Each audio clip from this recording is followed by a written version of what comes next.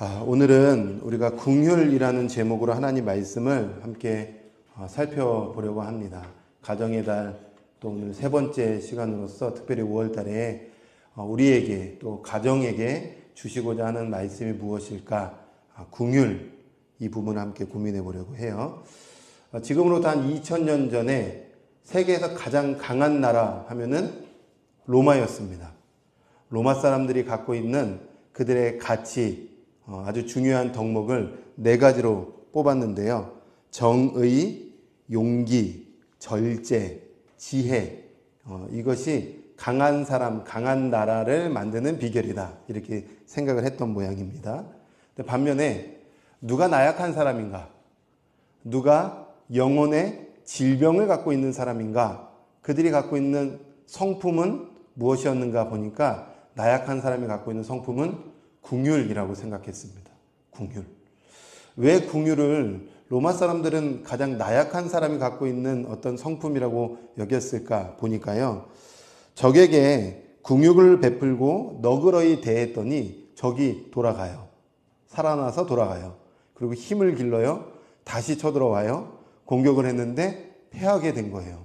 그러면 이마만큼 수치스러운 일이 없다. 내가 긍휼을 베풀었기 때문에 적이 힘을 길러서 나에게 이런 수치를 줬다. 그래서 긍휼을 베푸는 것은 영혼의 질병이고 가장 나약한 자의 모습이다.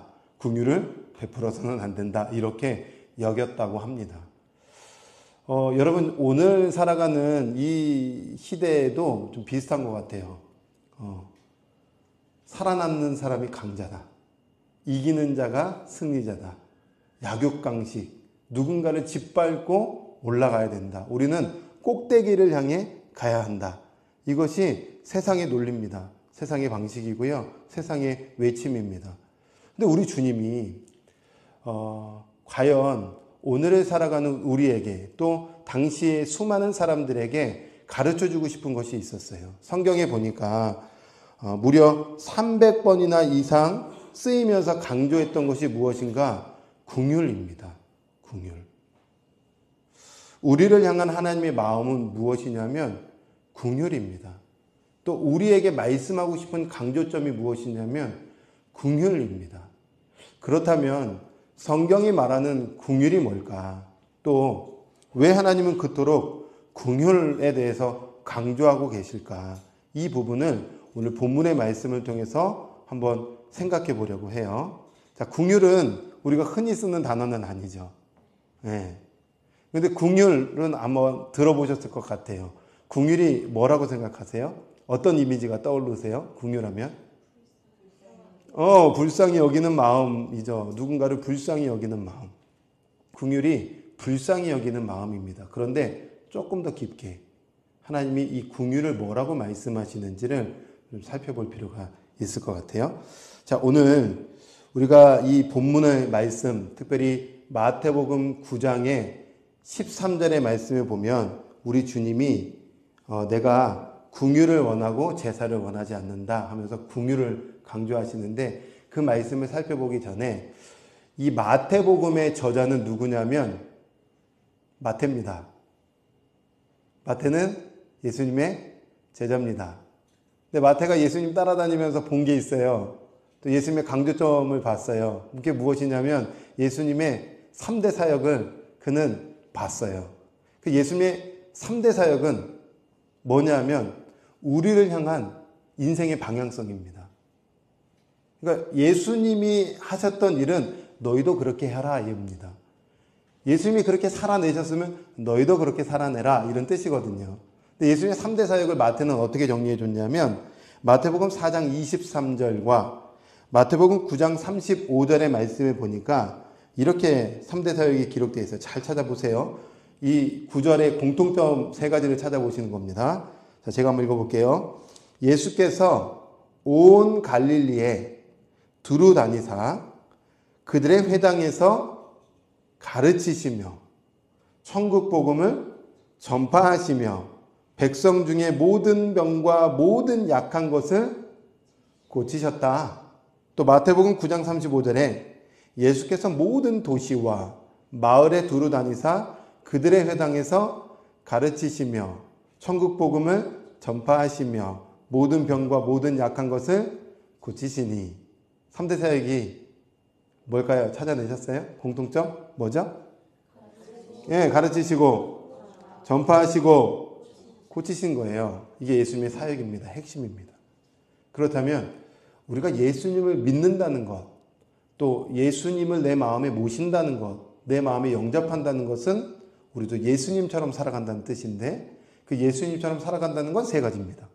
뭘까요? 가르치고 전파하고 고치는 거예요. 가르치려면 어떻게 해야 되죠? 배워야 되죠.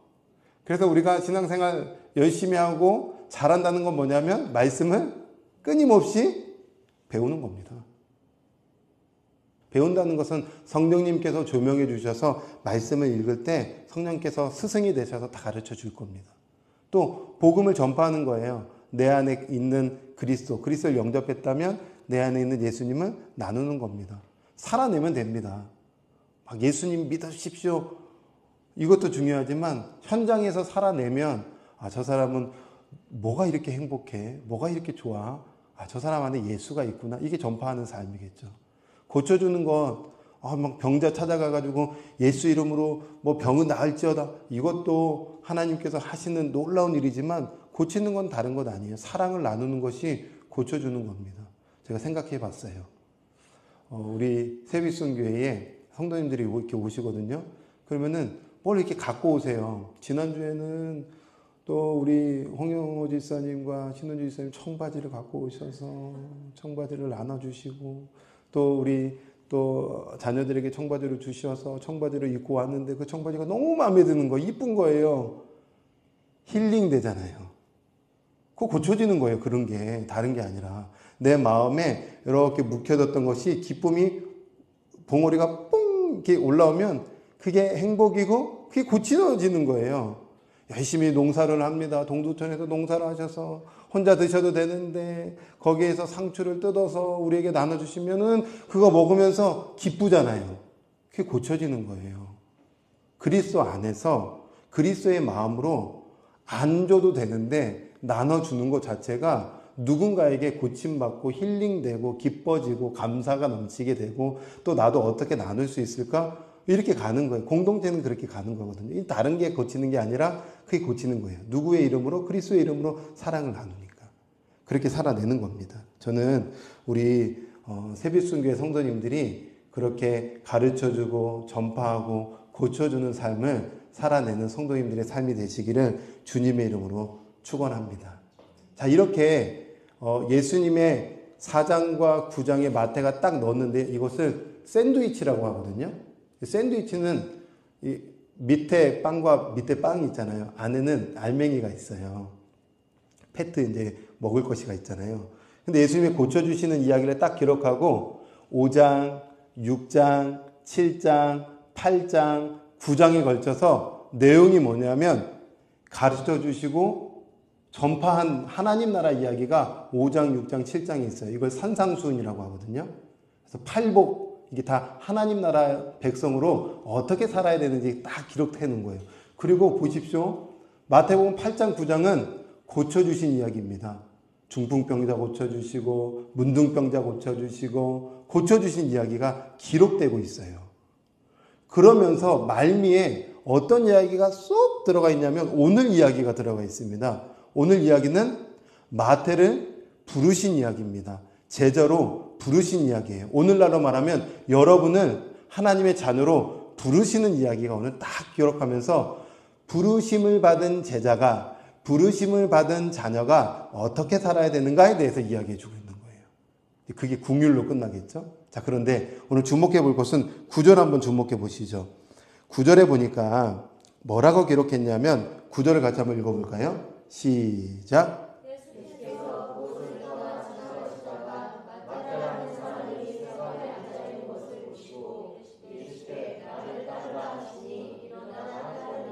네, 지금 마태를 예수님께서 만나러 오셨어요. 새로운 공간으로 이동해 주신 거예요. 이동하셔서 어떻게 하냐면 마태가 있는 곳에 찾아가셨고 그곳에서 마태를 딱 보고 계시는데 주목할 것은 마태가 어디에 있었는가예요. 네, 맞아요. 세관이 있었어요. 원어로 보면 이렇게 표현되어 있어요.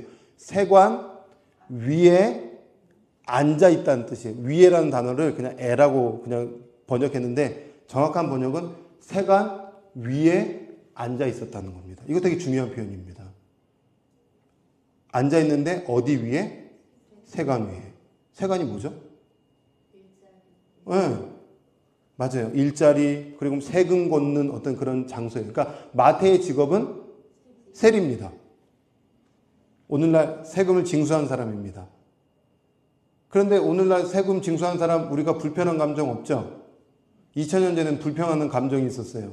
왜 불편한 감정이 유대인들한테, 동족들한테 있었냐? 이 사람들은 당시에 로마에 딱 빌붙어가지고 로마에서 원하는 것, 뭘 할까요? 돈 많이 벌어? 그러면 40% 걸어. 그럼 40% 동족에게 40%를 걷어가지고 얼마는 로마에게 주고 나머지는 자기가 갖고. 이러니까 같은 동족의 사람들로서 너무 화딱지가 나는 거예요.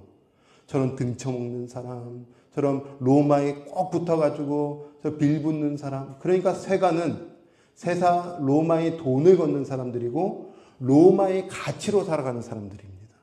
오늘날로 말하면 세상의 가치, 세상의 논리, 세상의 방식, 세상의 힘의 원리로 살아가는 사람들이 세리였어요. 그러니까 지금 마태는 어디 위에 앉아 있냐면 세상 위에 앉아서 세상의 방식대로 살아갔던 사람입니다. 그런데 오늘 예수님이 그 세리인 마태에게 딱 찾아가서 뭐라고 말씀하시냐면 한마디 하세요. 뭐라고 하시죠? 나를 따르라. 이 한마디 강력한 말씀에 그동안 그가 번뇌했는지 고민했는지 또 어떤 미래에 대해서 막 마음이 여러 가지 혼란함이 있었는지 그가 단숨에 일어나서 예수님을 따라갑니다. 어디에 앉았던 사람이에요? 근데 그가 지금 앉았던 그 자리에서 어떻게 했습니까? 일어나서 누구께 갔습니까? 예수님께 간 거예요. 자리가 이동된 거예요. 오늘 우리 주님이 우리를 딱 부르실 때에 뭘 질문하고 계시냐면 어디에 앉아 있어? 여러분 어디에 앉아 계세요? 여러분의 생각이, 여러분의 마음이, 여러분의 중심이, 여러분의 미래가 어디에 앉아 계세요? 세간입니까? 세상입니까? 세상의 성공입니까? 오늘 우리 주님이 우리에게 말씀하시는 것이 있어요. 거기에서 일어나라. 그리고 진짜 행복의 근원이고 평안의 시작이고 온 만물을 창조하시고 우리의 인생을 붙들고 계시는 주님께 우리의 마음과 인생을 이동시키라는 겁니다. 글로 가라는 거예요. 믿음으로 너의 삶을 던지라는 것입니다.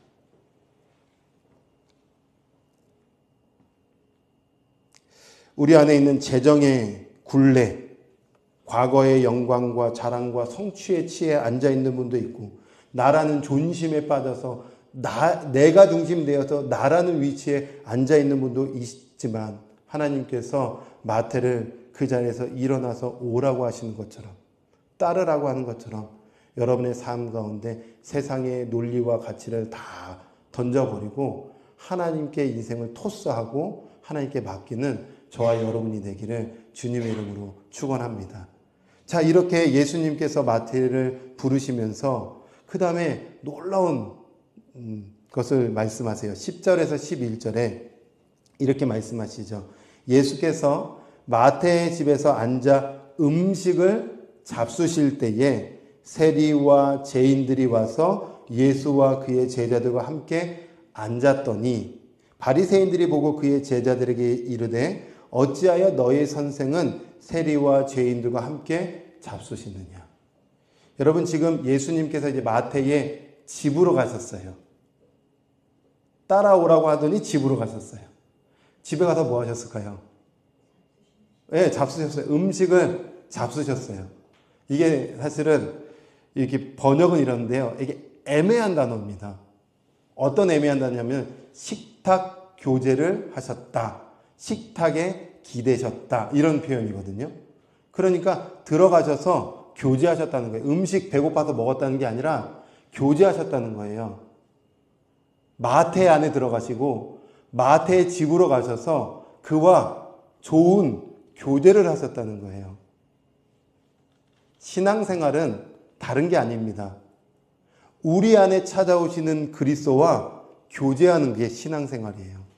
교제를 잃어버리고 다른 일 하면 안 됩니다. 왜 탈진이 올까요? 왜 신앙생활 하다가 번아웃이 찾아올까요? 왜 신앙생활 하다가 지치고 낭망하고 떨어질까요? 여러 가지 이유가 있을 수 있어요. 정말 내 몸을 돌보지 않고 많이 헌신하니까요. 그런데 우리 주님이 진짜 신앙생활 하면서 원하시는 건 뭐냐면 나랑 교제하자. 나랑 대화하자. 나랑 좀 식탁교제를 하자.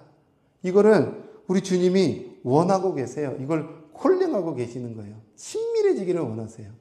주중에 살면서도요. 하나님께 다른 거 원하지 않고요. 나랑 교제하자. 어떻게 해요? 어떻게 교제하면 되죠?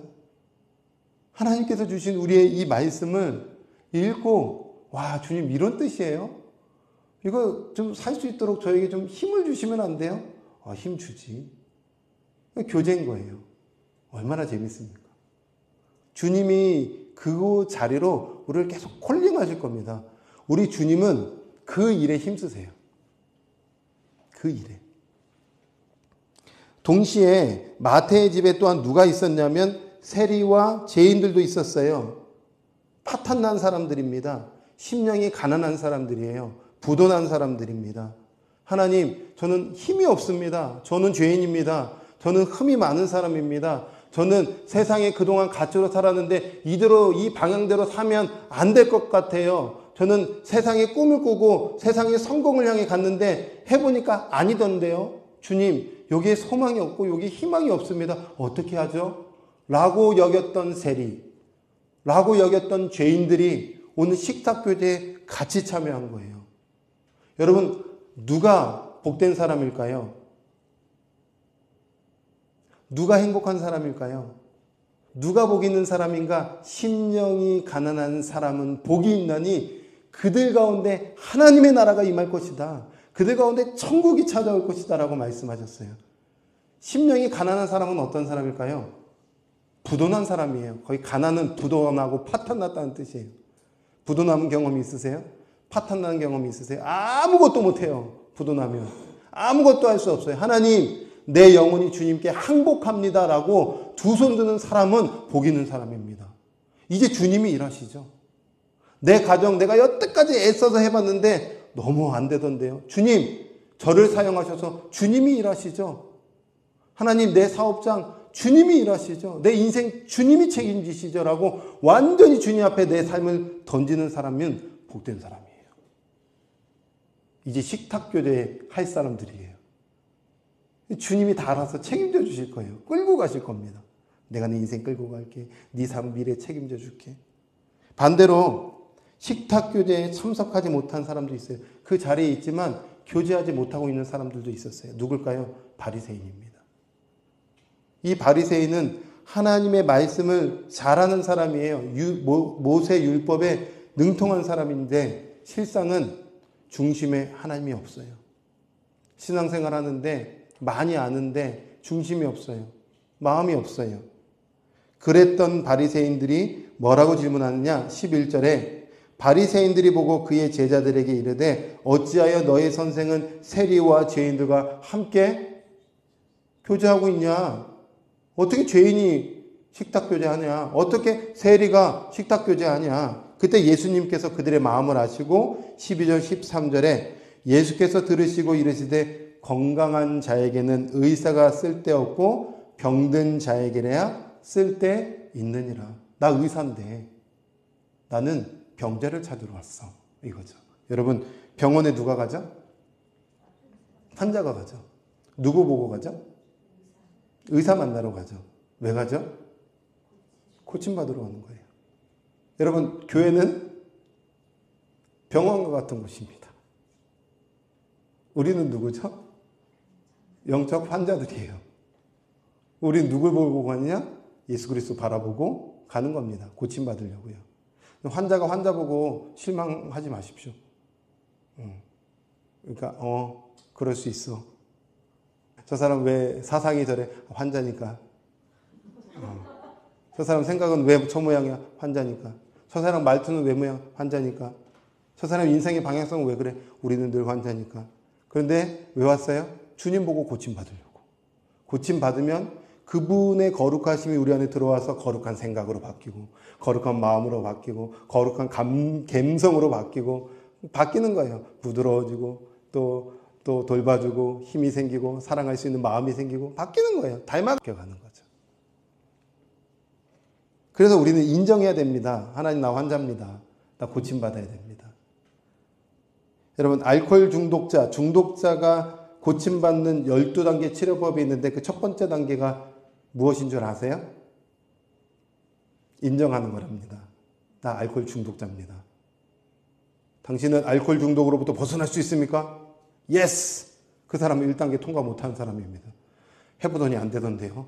중독으로부터 벗어나지 못하겠다던데요. 그러면 그 사람 2단계로 가는 사람이에요. 우리가 주님 앞에 고침받으려면 인정해야 됩니다. 하나님, 내 인생 내가 꾸려봤더니 안 되던데요. 허망하던데요. 헛하던데요. 인정하면서 주님 앞에, 의사이신 주님 앞에 딱 손을 내밀면 주님이 언제든지 손을 잡아서 우리를 2단계, 3단계, 4단계로 막 끌고 가시는 거예요. 오늘도 인정하시고 오늘도 우리는 고백하는 겁니다. 자, 그런데 이렇게 우리 주님이 그들의 마음에 삐집고 들어와서 말씀하시면서 뭐라고 말씀하시냐면, 너희는 가서 내가 긍휼을 원하고 제사를 원하지 않는다. 이걸 좀 깨달으라고 말씀하세요. 우리 주님이 뭘 원하지 않는다고 말씀하시죠? 제사를 원하지 않는데요. 왜요? 제사를 원하는 것, 그동안 구약의 말씀을 쭉 보니까 이스라엘 백성들은 늘 제사하면서 왔던데요. 갑자기 왜 제사를 원하시지 않으시죠? 여기는 제사는 제물이란 것도 연결되어 있어요. 제물 원하지 않는데요.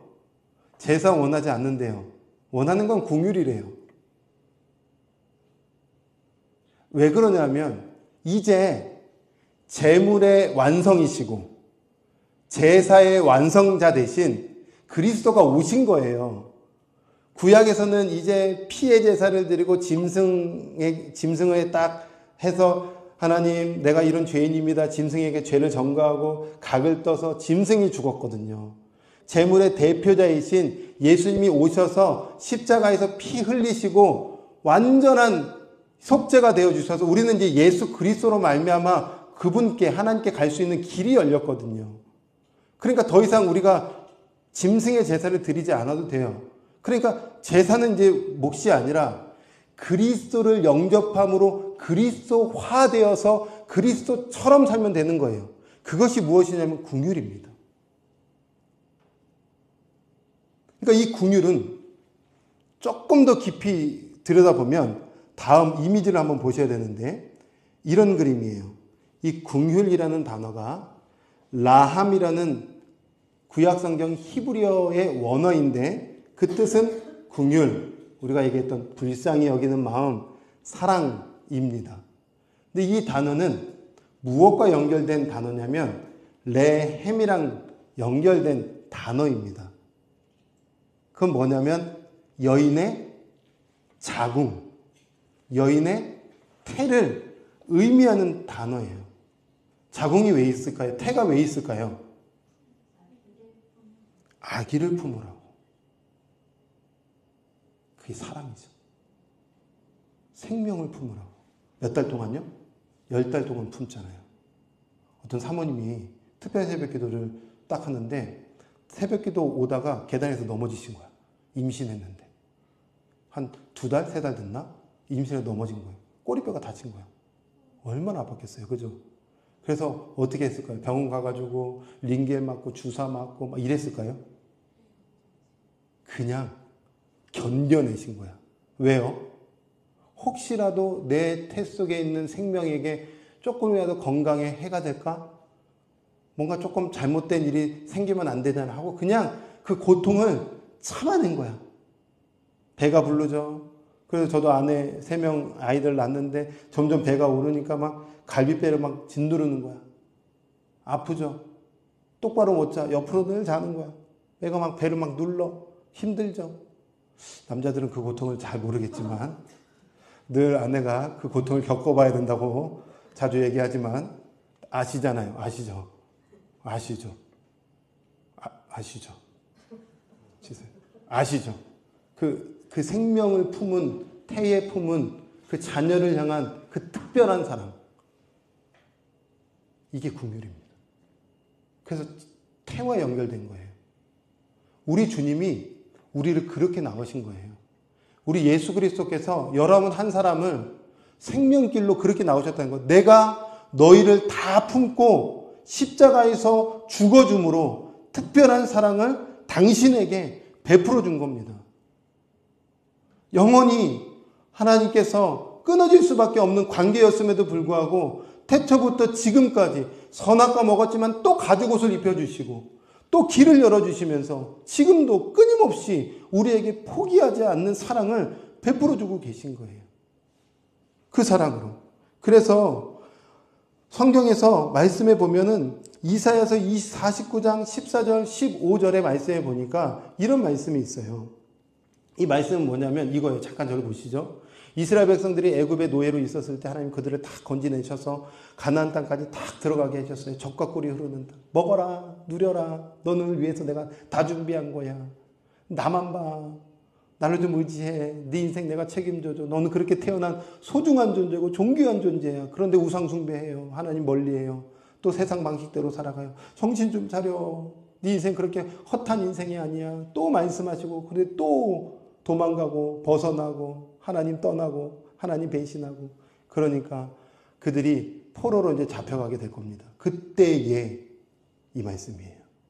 오직 시온이 이르기를 여호와께서 주님 나를 왜 버리십니까?